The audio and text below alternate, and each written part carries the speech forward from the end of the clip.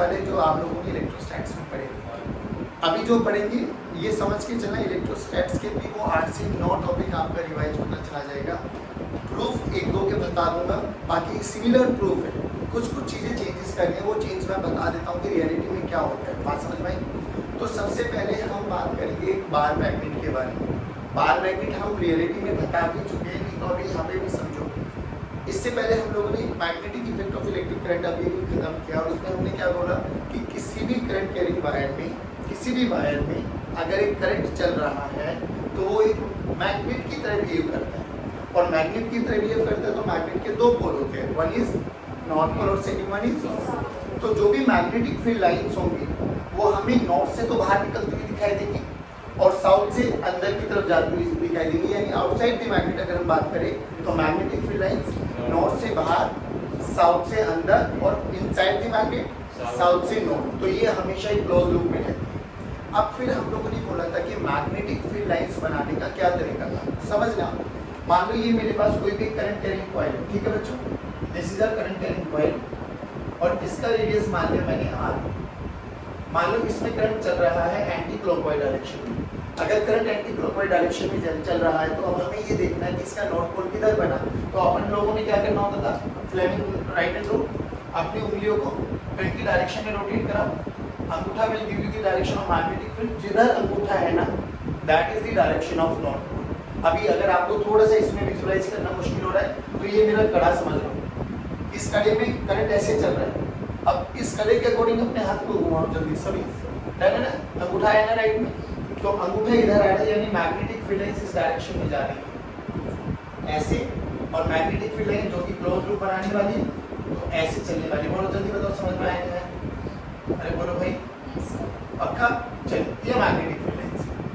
अब ये magnetic field lines किसके कारण बनी है? एक करंट कैरिंग कॉइल के कारण।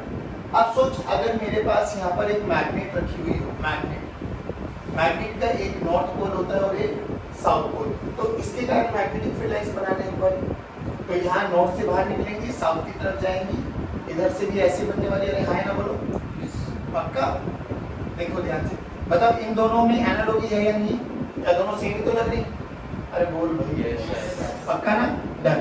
तो हमने बोला कि जो भी करंट कैरिंग कॉइल है ना वो डिक्टो बिहेव करती है एक बार मैग्नेट की तरह, यानी अगर मैं इसके अंदर मैग्नेट बनाना चाहूँ, एक कॉइल को मैं रिप्लेस करना चाहूँ एक बार मैग्नेट के, तो बार मैग्नेट का नॉर्थ पोल ये हो गया और साउथ पोल ये हो गया, पहली बात।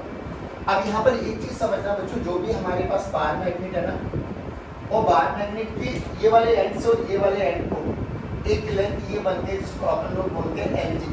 एलजी मतलब ज्योमेट्रिकल लेंथ, जो रियलिटी में वो हमें दिखाई देती है, दैट इज एलजी। एक होती है इसके जैसे ए नॉर्थ पोल है, ये साउथ पोल है, तो रियलिटी में कोई भी नॉर्थ पोल कितना ज़्यादा स्ट्रॉन्ग है, कोई भी साउथ पोल कितना ज़्यादा स्ट्रॉन्ग है, उसका पता लगाते हैं हम पोल स्ट्रेंथ से। पोल स्ट्रेंथ यहाँ पर रिप्रेजेंट की जाती है छोटी एम से। Pole strength is represented by small m, यानी इसको बोल सकते हैं magnetic pole strength of north pole, magnetic pole strength of south pole. अगर आपको डिफरेंशिएट करना है तो mn और ms से रिप्रेजेंट कर दो। mn का मतलब बोलो magnetic pole strength of north pole, magnetic pole strength of. तो रियलिटी में ये m जो मैग्नेटिक नॉर्थ है और जो m मैग्नेटिक साउथ है, ये थोड़ा सा अंदर होता है, तो इनके बीच का जो ये डिस्टेंस होता है ना दैट इज lm, यानी मैग्नेटिक लेंथ। रियलिटी में ये मैग्नेटिक लेंथ होता है, तो इन दोनों का एक रेशियो होता है कि Lg ना स्लाइटली बड़ा होता है Lm से, और इसका जो रेशियो होता है that is Lg by Lm is equal to 0.84 0.8। अरे बोलो भाई, बात समझ में आ गई? अब देखो ये सब चीजें, अब इस मैग्नेट को अगर मैं 2 हिस्सों में तोड़ देता हूँ कभी भी, और हमसे बहुत सारी मैग्नेट टूटी होंगी, ऐसा नहीं है। मान लो ये मेरे पास एक मैग्नेट थी, ये मैग्नेट का साउथ, ये मैग्नेट का नॉर्थ, दैट है भाई। सोचो ये गिर गई और गिर के कुछ ऐसा टूटा ही, ये ऐसे हो गया और ये दूसरा ऐसे हो गया, ये नॉर्थ ये साउथ। अब सोच, जैसे ये टूटी हुई मैग्नेट को अपन लोग पास लेके आते हैं, क्या ये चिपक नहीं जाती? चिपक जाती नहीं? चिपक जाती है, तो इसका मतलब क्या है कि यहाँ पर इसके इस एंड पर एक कोई भी दूसरा पोल जनरेट हुआ होगा, जो इन दोनों में पहली बात तो अपोजिट पोल आए होंगे, क्योंकि तभी ये चिपक पाएंगे। ये समझ में आता है कि similar poles repel each other, opposite poles attract each other. तो ये अगर अट्रैक्ट कर पा रहे हैं तो यानी यहाँ पर कोई ना कोई एक और पोल जनरेट हो गया है, यहाँ पर साउथ हो जाता है और यहाँ पर नॉर्थ पोल हो जाता है। यानी एक मैग्नेट के मैं 10 लाख टुकड़े भी करूँगा ना तो भी उसके पास नॉर्थ पोल और साउथ पोल दोनों पोल ही एग्जिस्ट करने वाले हैं। अब इसका थोड़ा सा एटॉमिक लेवल पे बात करो। यहाँ पर देखो रियलिटी में हमने क्या बोला कि किसी भी वायर में अगर करंट चल रहा है तो वो एक सक्षम है, कैपेबल है एक मैग्नेट को बनाने के लिए। अब वायर में करंट चल रहा है इसका मतलब वायर में इलेक्ट्रॉन दौड़ रहे हैं और ये अपन को समझ में आता है जिस डायरेक्शन में इलेक्ट्रॉन दौड़ेंगे करंट उसके अपोजिट डायरेक्शन में चलता है। ये समझ में आता है ना। अगर इलेक्ट्रॉन क्लॉकवाइज डायरेक्शन में घूमे तो करंट एंटी क्लॉकवाइज डायरेक्शन में घूम रहा है। ऐसे मत बोलो भाई, बोर मैग्नेट्रॉन में ये बताया तो अरे हाँ है ना, बोलो डायरे ना। अब ध्यान से सुन सर, 2 मिनट के लिए इधर आ जाओ जल्दी जल्दी, 1 2 3। अब एक चीज को एनालाइज करना। मान मेरी ये जो उंगली है ना दैट इज इलेक्ट्रॉन, ध्यान कर 2 मिनट के। मेरी उंगली क्या है, उधर को फेस करिए बच्चों। मेरी उंगली इलेक्ट्रॉन है। संदेश तू इधर देख, ये बताइए ये तुझे किस डायरेक्शन में चलता हुआ दिखाई दे रहा है, ये कैसे घूमता हुआ दिखाई दे रहा है तुम्हें? सारे बोलो, तुझे कैसे दिखाई दे रहा है, तुझे कैसे दिखाई दे रहा है? ये देख, ये एक इलेक्ट्रॉन मान, अगर मैं इस इलेक्ट्रॉन को यहाँ से देखूंगा तो मुझे कैसा दिखाई दे रहा है? एंटी, यानी मेरे अकॉर्डिंग करंट कैसे चल रहा है? क्लॉकवाइज। इलेक्ट्रॉन एंटी क्लॉकवाइज घूम रहा है अकॉर्डिंग टू मी। इलेक्ट्रॉन कैसे घूम रहा है और करंट कैसे चलेगा?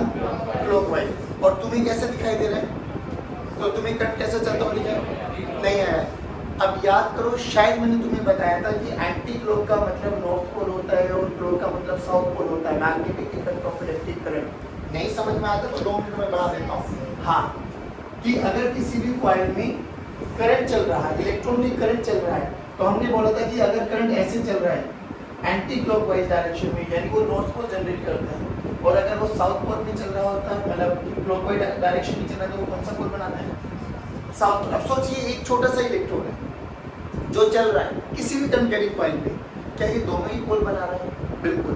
यहाँ से देखेंगे तो साउथ पोल बना रहा है, अपनी तरफ से देखोगे तो नॉर्थ पोल बना रहा है। यानी एक छोटा सा turn carrying basically moving electron भी कैपेबल होता है दोनों ही पोल बनाने के लिए।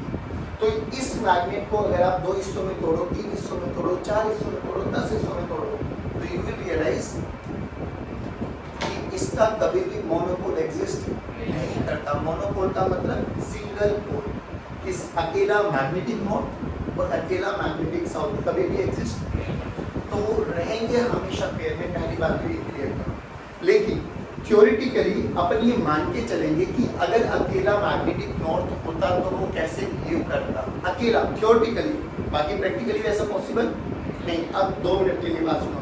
मान लो यहाँ पर एक क्यू चार्ज रख दिया, यहाँ पर भी एक क्यू चार्ज रख दिया, मान लो दोनों का नेचर सेम है, separated by a distance of r। बोलो इलेक्ट्रोस्टैटिक फोर्स कितना लगेगा?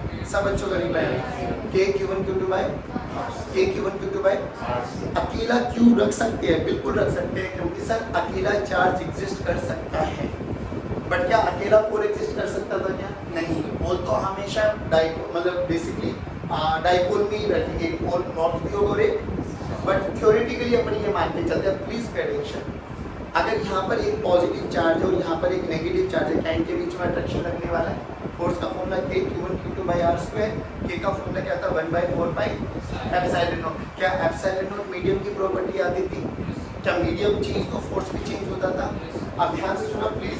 बोला गया कि एक चार्ज यहाँ पे रखा है q1, एक चार्ज यहाँ पे रखा है q2, दोनों के बीच में मान लो वैक्यूम में रखा हुआ है, तो वैक्यूम में लगने वाला फोर्स का फॉर्मूला क्या था बच्चों?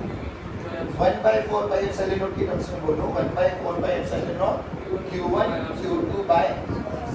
देन बच्चों अभी सुनना मैं क्या कह रहा हूँ। मान लो यहाँ पर एक मैग्नेटिक नॉर्थ रखा हुआ है, हालांकि ये प्रैक्टिकली पॉसिबल नहीं है, बट थ्योरेटिकली अपन ये मान के चलते हैं कि अगर अकेला एक मैग्नेटिक नॉर्थ होता और यहाँ पर एक मैग्नेटिक साउथ होता, क्या इनके बीच में अट्रैक्शन लगता है? yes या no? बिल्कुल लगता। मान लो separated by distance of r, तो बोलो मैग्नेटिक फोर्स का फॉर्मूला कितना लगेगा? आप ये भी सुनो, a m1 m2 by r square. तो सेम, बस क्या चीज है जो वहां पर k की वैल्यू 1/4 पाई एप्सिलॉन नॉट थी, क्या यहाँ पर q0/4 पाई आ गई? अरे बोलो भाई। तो यहाँ पे मैग्नेटिक फोर्स, यहाँ पे इलेक्ट्रोस्टैटिक फोर्स बोल दूँ एफ, यहाँ पे मैग्नेटिक फोर्स बोल देता हूँ F B, that is mu naught by 4 pi M N बोले तो मैग्नेटिक नॉट, एम एस बोले तो magnetic south separated by distance of आर्ट्स में नहीं आया बच्चों। सोच वहाँ पर अगर मीडियम इंट्रोड्यूस करा देते थे अपन लोग, लेट से वाटर करा दिया, ऑयल करा दिया, कोई भी करा दिया, क्या मीडियम इंट्रोड्यूस करा दिया फोर्स चेंज हो जाएगा? फोर्स का फॉर्मूला बोलो in medium 1 by 4 pi epsilon m, epsilon m q1 q2 by, तो यहाँ पे बोलो फोर्स का formula mu m by 4 pi mn ms by। अब एक चीज और देखा था वहाँ पर, याद करो what is the relation between epsilon m epsilon not, कुछ होता था। वेरी गुड, जल्दी बोलो। देखो मैं यहाँ पे लिख देता हूँ फोर्स इन फ्री स्पेस, ये इलेक्ट्रोस्टैटिक्स का रिवीजन में देख ध्यान से, force in free space by force in is equal to epsilon m by is equal to epsilon। अब epsilon r को बोला जाता था absolute relative permittivity, मतलब relative permittivity। Basically relative permittivity is what? It is defined as the ratio of absolute permittivity of medium to the absolute permittivity of। अब बाबा इधर देखो same ditto, सोच ये तो होता। अब मान लो magnetic force in free space FPO लिख देता हूँ, FPO का मतलब magnetic force in free space divided by magnetic force in medium, this is nothing but mu m by mu naught, this is equals to mu r, ditto से mu r यहाँ पे क्या बन गया? Relative permeability. क्या बन गया बच्चों? mu m क्या है? Absolute permeability of medium, absolute permeability of free space. नहीं आया तो बोलो mu m का formula mu m this is equals to mu r into mu naught। नहीं आया बच्चों, वहाँ पर बोलो एप्सिलॉन m का फॉर्मूला एप्सिलॉन नॉट इनटू।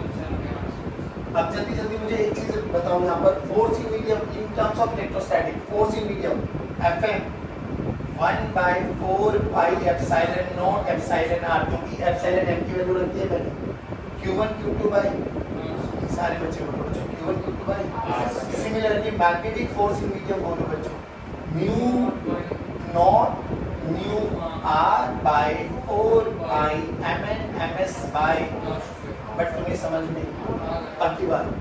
अब यहाँ पर एक चीज और याद करो, सबसे पहले क्या देखा हम लोगों ने कि वहाँ पर जो k था that is 1 by 4 pi epsilon not is replaced by mu not by 4 pi। पहली बात, वहाँ पे जो q चार्ज होता था that is replaced by magnetic pole strength, छोटा है मैग्नेटिक पोल स्ट्रेंथ। अब याद करो आप लोगों ने इलेक्ट्रिक फील्ड का फॉर्मूला पढ़ा था वहाँ पर, electric field is defined as the ratio of force experienced per unit charge F by Q।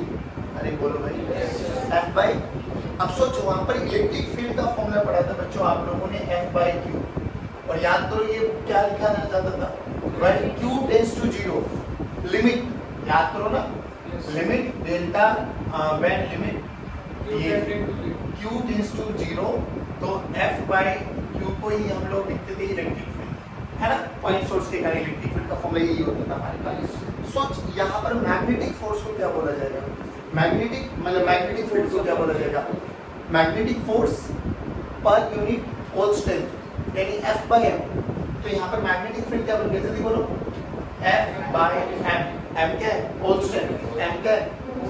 याद कर वहाँ पर इलेक्ट्रिक फील्ड निकालने का क्या तरीका बोला था कि जिस भी पॉइंट पर इलेक्ट्रिक फील्ड कैलकुलेट करना चाहते हो एक पॉजिटिव पॉइंट चार्ज कंसीडर कर लो, पॉजिटिव पॉइंट चार्ज। अब बात यह है कि सर इसमें से मैग्नेटिक नॉर्थ और मैग्नेटिक साउथ में से किसको कंसीडर किया जाए? तो ध्यान रखना यहाँ पर जो मैग्नेटिक नॉर्थ पोल की स्ट्रेंथ है that will be considered as your positive, ठीक है, उसको पॉजिटिव मान लो, जो साउथ पोल है उसको नेगेटिव मान लो। बात समझ में? तो जहाँ जहाँ पॉजिटिव रखना है वहाँ हम क्या मान के चलेंगे अपन लोग कि एक नॉर्थ पोल रखा हुआ है। क्या रखा हुआ है? क्या रखा हुआ है?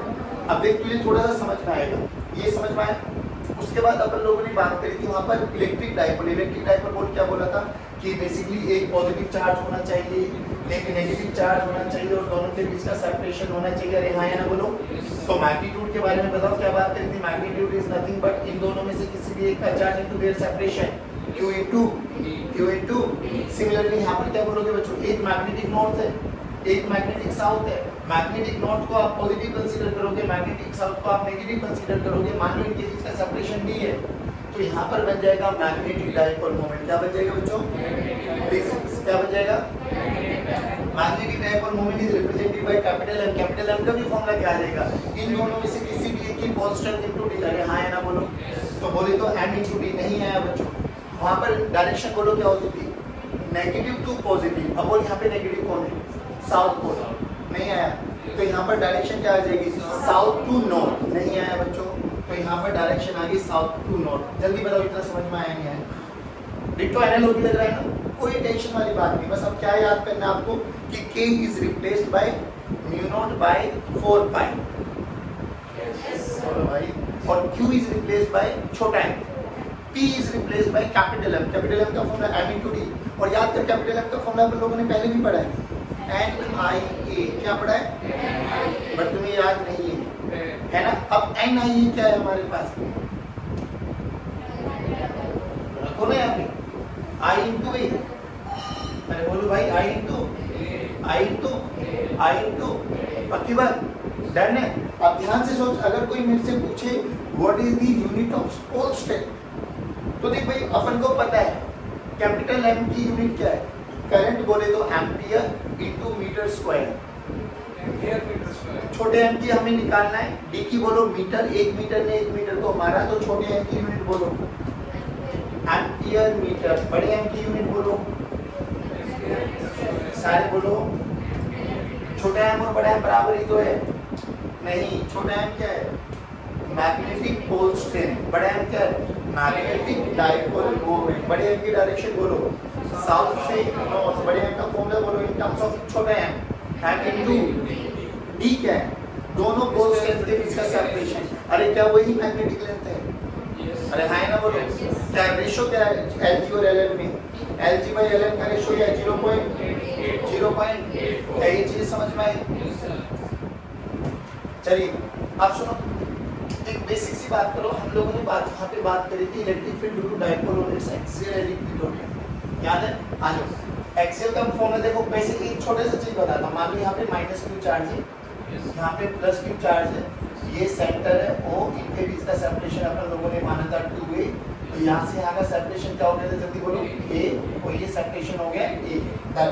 फिर हमने बोला एक्सियल लाइन क्या होती है, इन दोनों को ज्वाइन करने वाली ये वाली लाइन। सोच ये वाला P पॉइंट है, where we have to calculate electric field. तो हमने बोला था सेंटर से ये पोजीशन वेक्टर है r वेक्टर, पोजीशन वेक्टर का हेड उस पॉइंट की तरफ होना चाहिए, we have to calculate electric field. पहली बात तो। और दूसरी क्या बोला था बच्चों, एक कंडीशन और मानी थी, if r vector is greater than a, तो वो assumptions भी लगा देंगे अपन लोग। अब यहाँ से बताओ, जिस पॉइंट पर इलेक्ट्रिक फील्ड कैलकुलेट करना होता था, क्या आपको ये बोला गया था कि यहाँ पे एक पॉजिटिव चार्ज मान लो। अरे बोलो भाई, अगर यहाँ पर एक पॉजिटिव चार्ज मान ले, देखो मान के दिया अपन लोग कि ये नेगेटिव है ये पॉजिटिव है, बोलो अट्रैक्ट या रिपेल, अट्रैक्ट। तो इसके कारण इलेक्ट्रिक फील्ड का फॉर्मूला ये होता था E due to negative charge. ये पॉजिटिव है ये पॉजिटिव है, दोनों रिपेल करेंगे, तो ए डायरेक्शन में E ड्यू टू पॉजिटिव।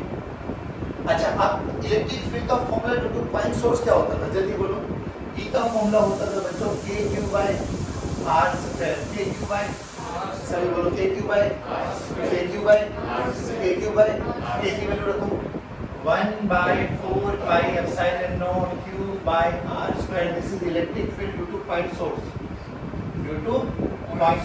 अब याद कर, ऐसे ही अगर मेरे पास एक मोनोपोल एग्जिस्ट करता तो मैग्नेटिक फील्ड का फॉर्मूला बोलो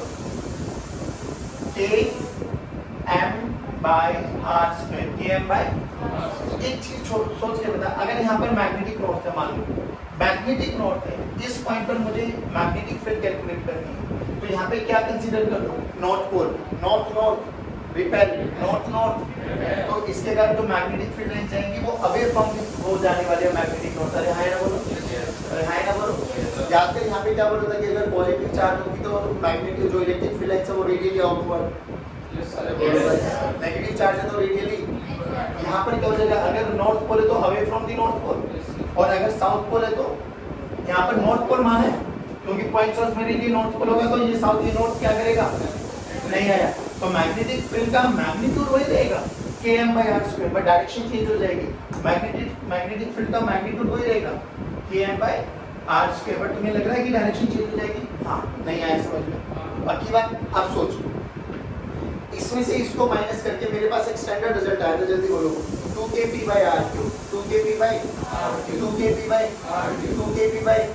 और वैसे अगर मैं इस वो जब आया था जब मैंने ये कंसीडर किया था, अगर ये कंसीडर ना करूं तो 2kpr/r² - a² की पावर 2 नहीं आया।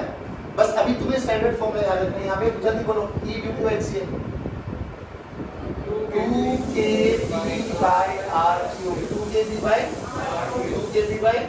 यहाँ पे बोलो मैग्नेटिक फील्ड एक्सियल 2 k की वैल्यू μ0/4 p की value m r cube. Direction बोलो अलोंग की डायपोल, अरे बोलो भाई अलोंग की डायपोल, वहां पर डायरेक्शन बोलो साउथ से नॉर्थ, साउथ से क्योंकि मैग्नेटिक डायपोल मोमेंट की डायरेक्शन साउथ से नॉर्थ होती है। मैं थोड़ा सा रिपीट करो बेटे, ऐसे मरे बैठे रहोगे तो क्या फायदा होगा। ऐसे तो मेरा रिवीजन हो रहा है, तुम्हारा थोड़ा ना रिवीजन हो रहा है। आ जाओ इक्वेटोरियल बोलो kp/r3 डायरेक्शन बोलो ऑपोजिट टू डायपोल, डायरेक्शन बोलो सारे बोलो बच्चों। यहाँ पर बोलो बी इक्वेटोरियल क्या हो जाएगा km/r3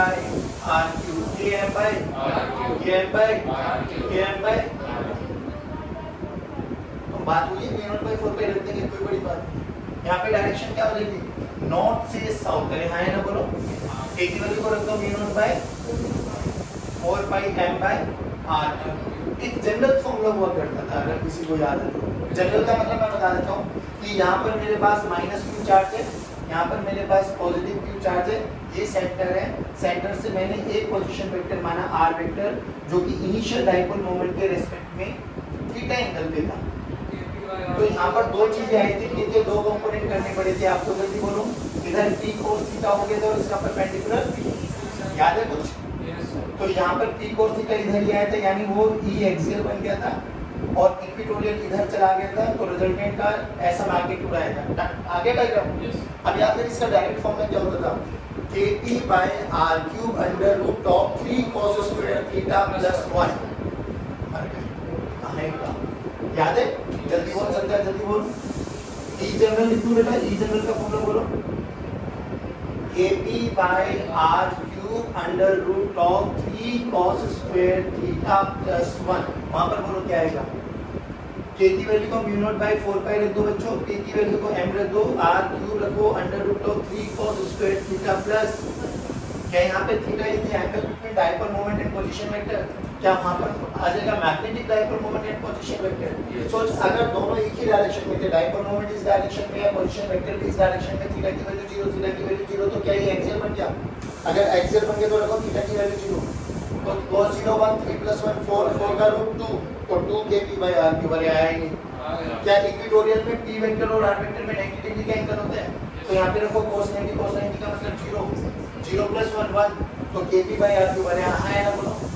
यहाँ पर बोलो इसके संग जो ये एंगल बनता था दैट इज अल्फा, तो tan अल्फा की वैल्यू क्या आती थी, tan अल्फा की वैल्यू आती थी 1/2 tan थीटा 1/2, तो अल्फा की वैल्यू यहाँ से आ जाती थी tangent inverse of 1/2 tan alpha, अरे हाँ tan थीटा, अरे हाँ ना बोलो। क्या वहाँ पर भी सेम डायरेक्शन आएगी, कोई दिक्कत वाली बात, पक्की बात। जल्दी जल्दी एक बार रिपीट करो। हमने क्या बोला कि वहाँ पर जो मैग्नेटिक फोर्स का फॉर्मूला था वो क्या था kq1q2/r²। यहाँ पर बोलो मैग्नेटिक फोर्स का फॉर्मूला था k की वैल्यू को μ0/4 पे रख दो, mn/ms/r²। वहाँ पर बोलो मैग्नेटिक इलेक्ट्रिक फील्ड का फॉर्मूला F/q, यहाँ पर क्या हो जाएगा F/m। वहाँ पर बोलो इलेक्ट्रिक फील्ड का formula due to point source kq/r², यहाँ पे बोलो μ0/4πm/r²। वहाँ पर बोलो एक्सियल का फॉर्मूला 2kp, यहाँ पर बोलो एक्सियल का फॉर्मूला μ0/4πm/r³ × 2 डन। वहाँ पर बोलो इक्वेटोरियल का फॉर्मूला kp/r3, यहाँ पे बोलो μ0/4πm × m/r³ है ना बोलो। वहाँ पे बोलो p की डायरेक्शन -2, यहाँ पे बोलो m की डायरेक्शन साउथ से, वहाँ पे बोलो p का फॉर्मूला q × t, यहाँ पे बोलो m का फॉर्मूला m × t और I × a, और m की यूनिट बोलो, छोटे m की यूनिट बोलो एम्पियर मीटर, बड़े m की यूनिट बोलो। बट तुम्हें समझ में जनरल फॉर्मूला बोलो इलेक्ट्रिक फील्ड का, Kp by R cube under root of 3 4 square plus theta. यहाँ पर क्या है, इलेक्ट्रिक फील्ड किस किस के बीच का angle, dipole moment and position vector. यहाँ पर किसके बीच का एंगल है, मैग्नेटिक डाइपोल मोमेंट एंड, नहीं आया पक्की बात।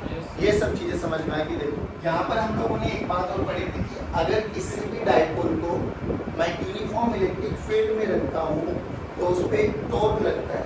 फॉर्मूला बोलो P sin theta. Please pay attention. मान लो मैंने बोला कि ये मेरे पास यूनिफॉर्म इलेक्ट्रिक फील्ड लाइन है, बच्चों आराम से सुना तसल्ली से। यहाँ पर एक पॉजिटिव चार्ज रखा अपन ने, यहाँ पर एक नेगेटिव चार्ज रखा मैंने। पॉजिटिव चार्ज में फोर्स किधर लगा, along the direction of electric field. थोड़ा बोलोगे तो अच्छा लगेगा। Q इनटू इस पे लगेगा, opposite to the direction of electric field Q into E, magnitude wise same है। तो याद करो इनके बीच का सेपरेशन होता था 2 इनटू मतलब 2A। अरे बोलो भाई तो हमें क्या देखना होता था कि जब भी टॉर्क लगेगा, टॉर्क का फॉर्मूला होता था हमारे पास R perpendicular to the F। F क्या होता था, line of action of force. तो देखो फोर्स इन दो लाइन के बीच में लगने वाला है, इन दोनों लाइनों के परपेंडिकुलर डिस्टेंस क्या होता था, वो है ये R। मानो ये थीटा है, सोच 2A का ये कंपोनेंट कितना आ जाएगा बच्चों, this is 2A cos theta और परपेंडिकुलर बोलो 2A sin थीटा। अरे हां ना बोलो। तो फोर्स का फॉर्मूला, टॉर्क का फॉर्मूला क्या हो गया, फोर्स तो ये Q इनटू E है, R परपेंडिकुलर कितना होगा 2A sin थीटा। ध्यान से देखो टॉर्क का formula Q into E into 2A into sin theta. Q into 2 into A, जल्दी बोलो क्या बन गया, P। क्या बन गया, P। तो P is sin थीटा। अभी एक चीज बताओ बस मुझे, जब इस पे टॉर्क लगेगा तो क्या ये घूमेगा, क्या अल्टीमेटली घूम के ये अपने आप को इलेक्ट्रिक फील्ड की डायरेक्शन में लाइन करेगा। यस तो देख कैसे कर लेता है ये कुछ ऐसे कर लेगा अपने आप को, इधर पॉजिटिव चार्ज इधर नेगेटिव चार्ज। डन है ना बच्चों, पक्की बात ना। तो डाइपोल मोमेंट किधर हो गया, देख ध्यान से, डाइपोल मोमेंट इसी डायरेक्शन में हो गया, यानी डाइपोल मोमेंट और electric field are along the same direction. Theta की वैल्यू बोलो, यहाँ पर थीटा की वैल्यू बोलो 0। अब इससे ना एक रिजल्ट याद रखना बस आज की क्लास का, कि अगर मैं किसी भी मैग्नेटिक फील्ड लाइंस में एक बार मैग्नेट को रख देता हूँ, बार मैग्नेट का मतलब मैंने मैग्नेटिक नॉर्थ भी रख दिया और मैग्नेटिक साउथ भी रख दिया, और जैसे यहाँ पर Q इनटू E फोर्स लगा, वहाँ पे कितना फोर्स लगेगा, छोटा m इनटू B, छोटा m इनटू। तो देखो ध्यान से, मान लो मैंने यहाँ पर मैग्नेटिक फील्ड लाइंस है और यूनिफॉर्म मैग्नेटिक फील्ड लाइंस है बच्चों, और मैंने यहाँ पर एक मैग्नेटिक नॉर्थ रख दिया और एक मैग्नेटिक साउथ रख दिया। तो मैग्नेटिक नॉर्थ हमारा पॉजिटिव चार्ज की तरह बिहेव कर रहा है। जैसे यहाँ पर हमें पता है पॉजिटिव चार्ज हमेशा along the direction of electric field जाता है, negative charge opposite to the direction of electric field जाता है। तो क्या यहाँ पर magnetic north along the direction of magnetic field नहीं जाएगा। अरे बोल भाई इस पे फोर्स कितना लगेगा बच्चों, m इनटू B। क्या ये हमेशा opposite to the direction of magnetic field जाएगा, कितना फोर्स लगेगा, m इनटू B। क्या अब ये line of action of force आ गया, इनके बीच का सेपरेशन मान लो अभी भी 2A है, या D मान लो, बड़े हो जो तुझे मानना मान ले, D मान लेते 2A मान लेते, लेट्स से इनके बीच का एंगल थीटा है। क्या ये फोर्स के परपेंडिकुलर डिस्टेंस ये बना हमारा, क्या इस 2A का कंपोनेंट ये आ जाएगा 2A cos थीटा, क्या ये आ जाएगा 2A sin थीटा। अरे हां ना बोलो बच्चों, क्या अभी भी जो टॉर्क का फॉर्मूला आएगा बच्चों वो ये आ जाएगा mb sin थीटा। m छोटा आएगा या बड़ा आएगा, बड़े वाला है। अरे हां ना बोलो, ध्यान से देखो बच्चों ये आया। तो अल्टीमेटली क्या करने वाली है कि अगर कोई भी मैग्नेट को, ये प्लीज इस लाइन का ध्यान रखना क्योंकि अब कल वाले लेक्चर में इसी वाले से स्टार्ट करेंगे हम लोग, कि अगर मैं किसी भी एक मैग्नेट को, बार मैग्नेट को सस्पेंड कर दूं और वहां पर मैग्नेटिक फील्ड लाइंस एग्जिस्ट करती है, तो बार मैग्नेट अपने आप को मैग्नेटिक लाइंस की डायरेक्शन में अलाइन कर लेती है। ऐसे छोड़ा घूमेगी घूमेगी, थोड़ी देर के बाद क्या होगी, थोड़ी देर के बाद की सिचुएशन देखो, मैग्नेटिक लाइन से भी और बार मैग्नेट क्या कर लेगी बच्चों, अपने आप को मैग्नेटिक लाइंस में अलाइन कर देगी, यानी ये नॉर्थ पोल और ये मैग्नेटिक लाइंस ऐसी है। सोच अगर मैग्नेटिक लाइंस ऐसे होता तो, अगर मैग्नेटिक लाइंस ऐसे होती तो उस रीजन में क्या अब ये ऐसे कर लेती अपने आप, ये नॉर्थ और ये। पर ये रिजल्ट याद रखना कि कोई भी मान लो ये मैग्नेट है मेरे पास, ये मैग्नेट का नॉर्थ, ये मैग्नेट का साउथ, और मैंने इसको यहाँ लटका दिया, किसी भी डायरेक्शन में लटका दिया। सोच मैग्नेटिक मैंने ऐसे लटकाया और मैग्नेटिक लाइंस ऐसी है, तो क्या ये कुछ देर के बाद अपने आप को ऐसे लाइन कर देगी, श्योर। बस ये पॉइंट याद रखना। Because of the presence of torque, torque लगेगा तो ये डिफ्लेक्ट करेगी तो ये अपने आप को मैग्नेटिक फील्ड लाइंस के अलोंग डायरेक्ट कर लेती है। डन है। अब एक चीज और बताओ, यहाँ के बाद हम लोगों ने पढ़ा था यहाँ पे पोटेंशियल एनर्जी डाइपोल के पास कितनी आती थी, minus P E cos theta. Done है ना। Minus P cos theta and theta is the angle between P vector and E vector. P vector and, ध्यान से देख इस केस में what is the angle between P vector and E vector. तो potential energy बोलो, potential energy minus D. Done. अगर मैं इसको घुमा के यहाँ पर पॉजिटिव चार्ज लिया हूँ, यहाँ पर नेगेटिव चार्ज लिया हूँ, अब बोलो डाइपोल मोमेंट इधर है, इलेक्ट्रिक फील्ड इधर है, एंगल बोलो, तो पोटेंशियल एनर्जी बोलो P। ध्यान से सुन, ये हाईएस्ट पोटेंशियल एनर्जी है, ये लोअर पोटेंशियल एनर्जी है। यहाँ पे क्वेश्चंस पूछे गए थे आपसे कि कौन सी सिचुएशन, पहले वाली या दूसरे वाली में से which one is stable and which one is unstable। और याद क्या कराया था कि जहाँ एनर्जी कम से कम है that is highly stable, और जहाँ एनर्जी ज़्यादा वो unstable। तो पहले वाला, if electric field and dipole moment are along the same direction, both are along the same direction, तो हमारे पास लीस्ट पोटेंशियल एनर्जी है माइनस पी का मतलब वो हाईली स्टेबल है। और अगर डायरेक्शन चेंज कर दिया यानी both are opposite to each other तो हाईली अनस्टेबल। बात समझ में आ गई। सिमिलरली यहाँ पर बोलो, यहाँ पर पोटेंशियल एनर्जी का फॉर्मूला क्या आ जाएगा, minus M P cos theta. Theta is the angle between magnetic dipole moment and magnetic field. सोच अगर दोनों सेम डायरेक्शन में हैं तो क्या स्टेबल है, अरे बोलो भाई, तो ये स्टेबल सिचुएशन है। हाँ, क्योंकि मैग्नेटिक डाइपोल मोमेंट साउथ से नॉर्थ होता है और मैग्नेटिक फील्ड लाइन दोनों ही डायरेक्शन में। सोच मैं इस नॉर्थ इस मैग्नेट को ऐसे घुमा दूं तो क्या वो हाईली अनस्टेबल हो जाएगी, अरे बोलो भाई, पक्की बात। डन। एक बार और दोबारा रिपीट करो। हमने क्या बोला कि हमारे अगर किसी भी मैग्नेट को या किसी भी डाइपोल को हम इलेक्ट्रिक फील्ड और मैग्नेटिक फील्ड में रखते हैं तो डॉट लगता है वहाँ पे पी साइन थीटा, यहाँ पे लगेगा एम पी साइन थीटा। वहाँ पर पोटेंशियल एनर्जी का फॉर्मूला था माइनस पी cos थीटा, यहाँ पर है minus M B cos theta. वहाँ पर देखा था जब थीटा की वैल्यू 0 यानी if P vector and E vector are parallel to each other तो हमारे पास लोवेस्ट एनर्जी थी माइनस पी के बराबर। If M vector and B vector are parallel to each other तो हमारे पास लोवेस्ट एनर्जी है कितनी, माइनस एम। वो स्टेबल था। अगर दोनों की रिवर्स डायरेक्शन कर दी तो वो हाईली अनस्टेबल बन जाएगा। हाँ है ना, बोलो। डन। पहले मुझे ये बताओ वेरिएबल इलेक्ट्रिक फील्ड का सोर्स क्या क्या हो सकता है। एक पॉइंट चार्ज के कारण इलेक्ट्रिक फील्ड बोलो KQ/R², तो R पे डिपेंडेंट है वो। जैसे जैसे R चेंज होता चला जाएगा इलेक्ट्रिक फील्ड चेंज होती चली जाएगी। अगर उस वेरिएबल इलेक्ट्रिक फील्ड में आप डाइपोल को रख देते हो, अच्छा एक चीज़ और बताओ, यहीं से स्टार्ट करते हैं मतलब। मान लीजिए यूनिफॉर्म इलेक्ट्रिक फील्ड है, ठीक। यहाँ पर मैंने डाइपोल को रखा Q, यहाँ पे रखा -Q, इस पे फोर्स लगा Q × E, इस पे फोर्स लगा Q × E। नेट फोर्स बोलो, F नेट बोलो, वो 0Q है क्योंकि यूनिफॉर्म इलेक्ट्रिक फील्ड है। भाई इस चीज़ का ध्यान रखना, क्या वेरिएबल आ गई तो नेट फोर्स लगने वाला है, तो वो बिल्कुल लगेगा। हाँ, F नेट लगेगा ना अगर वेरिएबल आ जाता है। अब वेरिएबल आगे तो एफ नेट लगेगा और वो एफ नेट होगा कितना, तो याद कर हम लोगों ने एक फॉर्मूला पढ़ा था कि F that is equal to P D D R. Direction ये वाली पढ़ा है, ये टेंशन मत लो। डी/डी/आर क्या था, rate of change of electric field. उस पर्टिकुलर पॉइंट पर जहाँ पर भी आप लोगों ने डाइपोल रखा है कि इलेक्ट्रिक फील्ड का क्या रेट ऑफ चेंज है। जैसे कि अगर मैं बात करूँ, यहाँ पर एक क्यू रख दिया मैंने और यहाँ पर मैंने एक डाइपोल मोमेंट रख दिया पी वेक्टर। अरे हाँ ना, बोलो भाई। तो ये वेरिएबल है, कांस्टेंट है, वेरिएबल है तो वेरिएबल है तो क्या करना है, KQ/R², KQ/R² का रेट ऑफ चेंज निकालो। इलेक्ट्रिक फील्ड का फॉर्मूला बोलो KQ/R², D/dr करो, D/dr जल्दी जल्दी बोलो, -2KQ/R³। अरे हाँ ना, बोलो। ये D/dr आ गया। क्या यहाँ पे P के साथ मल्टीप्लाई कर दो तो फोर्स आ जाएगा, बिल्कुल आ जाएगा। तो फोर्स का फॉर्मूला देखो कितना आ गया बच्चों, -2KPQ/R। बोलो आया नहीं आया समझ में। अच्छा, इसमें एक और केस बताया था जिसको मैंने नाम दिया था डाइपोल इंटरेक्शन। पता नहीं आपको याद नहीं याद है बट होना चाहिए।